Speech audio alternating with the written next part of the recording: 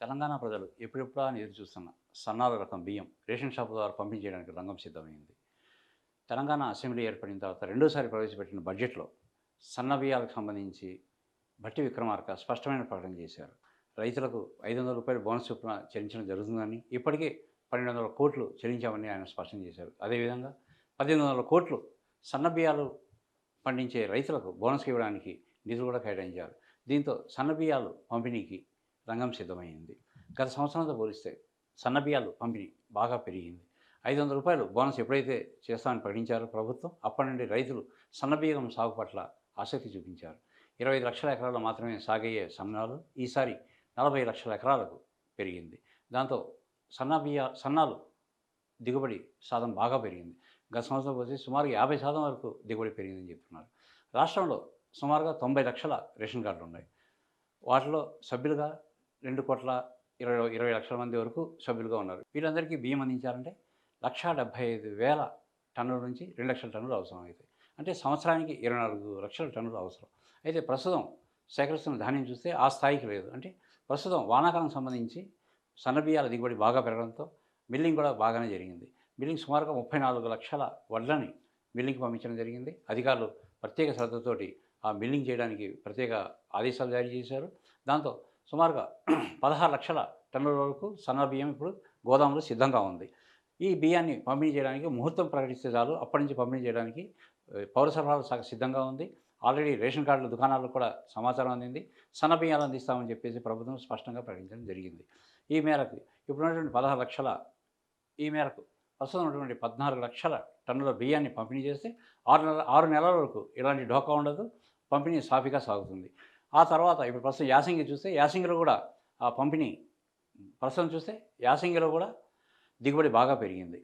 అనేక మంది రైతులు సన్న బియ్యం పట్ల ఆసక్తి చూపిస్తున్నారు. రూ. 500 బోనస్ ప్రకటించిన తర్వాత మిగతా పంటలు ఏవైతే ఉన్నాయో దాంతో పోలిస్తే బియ్యానికి ఎక్కువ మొత్తం దిగుబడి వాళ్ళకి అందించే అవకాశం ఉంటుంది.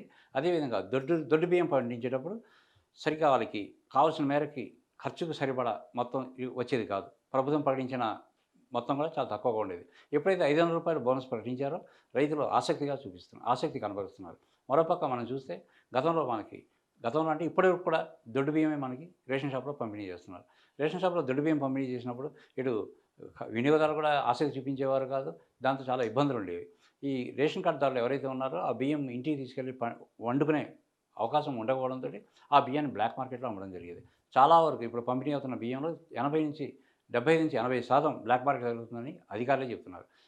చాలా చోట్ల చెక్ పోస్టులు పెట్టి లారీలో ఈ రేషన్ బియ్యాన్ని పట్టుకోవడం జరుగుతుంది. ఇలా ఎందుకు జరుగుతుందని పరిశీలిస్తే ఈ దొడ్డు బియ్యం అన్నది సామాన్యులు కూడా తినడానికి పనికిరాని విధంగా ఉంటుంది. దాంతో వాళ్ళు రీసైక్లింగ్ అని చెప్పేసి మళ్ళీ కొన్ని చోట్లయితే రేషన్ షాప్‌లోనే బియ్యం ఇచ్చి అక్కడ డబ్బులు తీసుకోవడం, లేదంటే ఈ బియ్యానికి సరిపడా సన్న బియ్యం తీసుకోవడం జరుగుతుంది.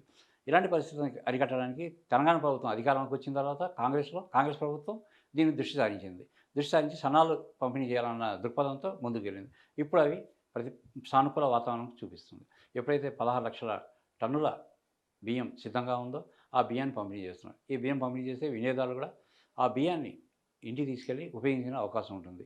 బయట సన్న రకాల బియ్యం సుమారుగా రూ. 45-70 వరకు కేజీ బియ్యం పలుకుతుంది. ఈ తరుణంలో వారికి ఉచితంగా ఈ బియ్యం కానీ అందితే నిరుపేదల నుంచి మధ్యతరగతి కుటుంబాలకు ఎంతో అనుకూలంగా ఉండడమే కాకుండా ఈ దొడ్డు బియ్యం తీసుకెళ్ళి బ్లాక్ మార్కెట్‌కి అమ్ముకోవడం, దుర్వినియోగం జరగడం, కేసులు జరగడం అలాంటి ఇబ్బందుల నుంచి బయటపడతారు.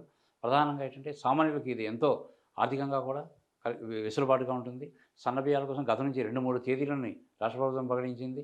గతంలో దీపావళికి ఇస్తా ఉన్నారు, తర్వాత సంక్రాంతికి ఇస్తా ఉన్నారు, ప్రస్తుతం ఉగాదికి అన్నారు. ఒకవేళ ఉగాదికి కాకపోయినప్పటికీ నెక్స్ట్ తర్వాత నెల నుంచి అంటే ఏప్రిల్ నెల నుండి తప్పనిసరిగా సన్నబియ్యం ఇచ్చే అవకాశాలు అయితే స్పష్టంగా కనిపిస్తున్నాయి. ప్రస్తుతం గోదాంలో సిద్ధంగా ఉంది కాబట్టి బియ్యం పంపిణీ చేయడానికి ఎటువంటి ఇబ్బందులు లేవు.